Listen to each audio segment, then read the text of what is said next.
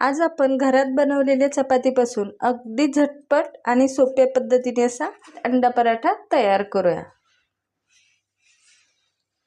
अंडा पराठा बनवण्यासाठी पहा, इथे मी 4 अंडी घेतलेली आहेत। तर 2 असे गुबगुबीत आपल्याला पराठे बनवायचे। तर त्याच्यासाठी एक छोट्या आकाराचा टोमॅटो, एक कांदा असं बारीक चिरून घ्यायचं आणि कोथिंबीर। तर आता सुरुवातीला आपण अंडी फोडून घेऊया।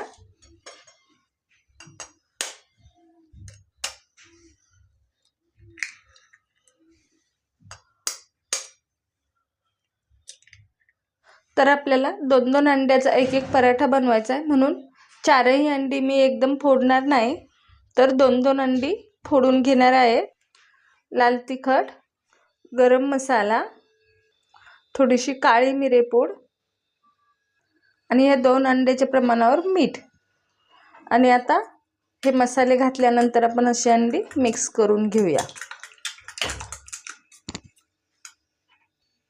तर अंडी चांगला मसाला मिक्स केलेला आहे आणि हे थोड्या लाल तिखटाच्या गाठी दिसतात, त्या आपण आता कांदा आणि टोमॅटो ते घातल्यानंतर मोडल्या जातात। तर याच्यातलं अर्धच घालायचं, कारण 2च अंड्याचे आहे आणि 2 अंड्याचे त्याला नंतर ठेवूया। आणि आता मिक्स करूया। आता टोमॅटो, कांदा, कोथिंबीर छान मिक्स करून झालेले आहे आणि तवाही तापलेला आहे। तर आता आपण हे तव्यावर घालून घेऊया। आता इथे मी भिडाच्या तव्यावर करणार आहे, तर त्याला तेल लावून घ्यायचं। कारण नॉनस्टिकचा जर तवा असेल तर मग जास्त तेलाची गरज नाही, पण तेलाने मात्र चमचमीत असं छान लागतो। ते तुमच्या आवडीवर घालायचं। तर आता तव्यात मी तेल घातलेलं आहे आणि आता हे आपण मिक्स केलेला अंडी घालूया आणि असं पसरून घ्यायचा। आणि भिडाच्या तव्याला मात्र गॅस मध्यम लागतो, तर तुमच्या तव्याच्या याच्यावर गॅस कमी जास्त करायचा। तर आमलेट पहा, असं बऱ्यापैकी वरतून सुकलेलं आहे आणि साईडने छान असं फेसही आलेला आहे।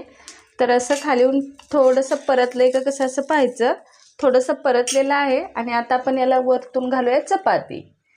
तर आपण करून ठेवलेली सकाळची चपाती, कधी सकाळची ताजी करा किंवा सकाळची उरली तर संध्याकाळी केली तरीही चालतंय। अगदी छान असं गुबगुबीत पराठा तयार होतो।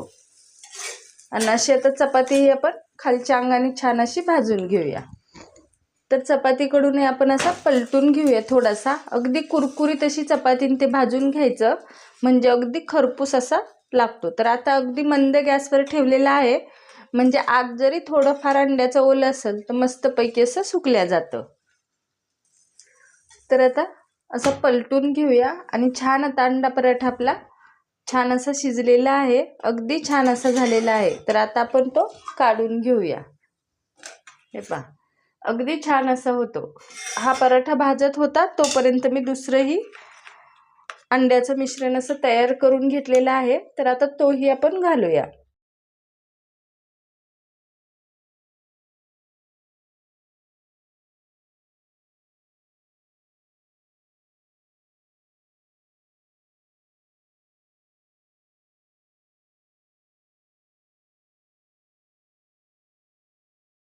आता 1 ते 2 मिनिट खालच्याही अंगाने छान असं भाजून दिलेलं आहे मंद गॅसवर। अगदी छान असा पराठा फुललेला आहे। तर आता आपण तो काढून घेऊया। हे पहा, अगदी छान असे होतात। तर पहा, आपले दोन्हीही अंडा पराठे असे झटपट तयार करून झालेले आहेत। हाही अगदी झटपट होतात आणि अगदी सोप्या पद्धतीने। तर असे एकदा सोप्या पद्धतीने अंडा पराठे नक्की करून पहा। आणि आजची रेसिपी जर आवडली तर व्हिडिओला लाईक करा, शेअर करा आणि चॅनलला नक्की सबस्क्राईब करा। धन्यवाद।